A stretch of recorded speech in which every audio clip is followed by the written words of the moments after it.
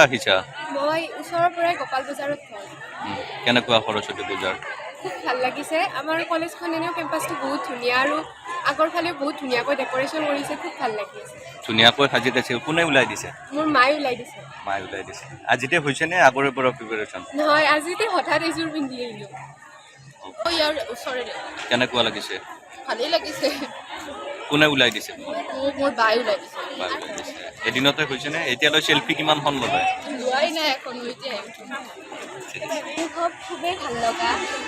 মহাবিদ্যালয়খন গোটেই ছাত্ৰীসকলেৰে ভৰি আছে। তাৰোপৰি আমি ছাত্ৰী একতা সভাৰ তৰফৰ পৰা মণ্ডপটো ধুনীয়াকৈ সজাইছোঁ। আমাৰ স্বাভিমান গামোচা আৰু জাপিৰে সজাইছোঁ। তাৰোপৰি ফুল আনি কিনে ধুনীয়াকৈ সজাইছোঁ চৌপাশটো।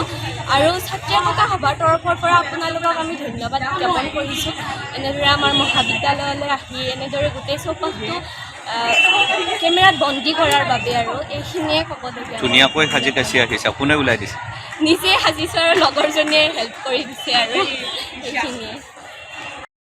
ভাল লাগিছে। আজি সৰস্বতী পূজা সকলোৱে সাজি কাচি আহিছে, ভাল লাগিছে।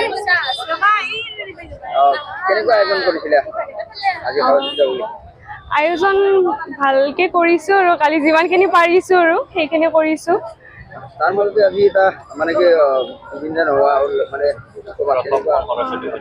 জুবিন দা বিহীন এই প্ৰথম সৰস্বতী পূজা। আমাৰ বহুত বেয়া লাগিছে, যদিও আমি যাবই লাগিব কৰি পেলাই। তেওঁ যদিও আমাৰ মাজত কায়িকভাৱে নাই, হ'লেও তেওঁ সদায় আমাৰ মাজত থাকিব। এইখিনিয়ে। জুবিন দাক কৰি যদি অলপমান মায়াবিনীটো হৈ যায়।